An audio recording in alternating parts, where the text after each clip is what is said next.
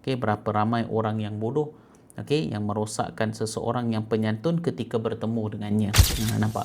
Okey, kadang-kadang kalau kita tuan-tuan perempuan bertemu dengan rakan-rakan kita, atau mungkin kita bertemu dengan seseorang, kita dapat lihat ada orang yang sedemikian rupa.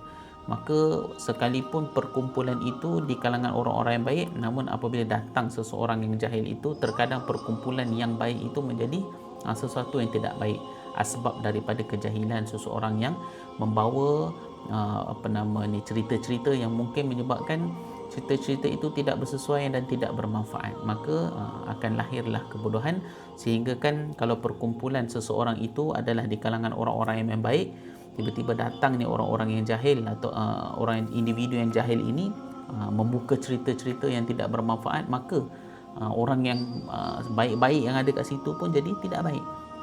Sebab apa? Asbab datang daripada orang-orang yang jahil. Sebab itu disebutkan di sini, fakam min jahilin arda haliman hina yalqahu. Berapa ramai orang yang bodoh yang telah merosakkan seorang yang penyantun ketika mana bertemu dengannya.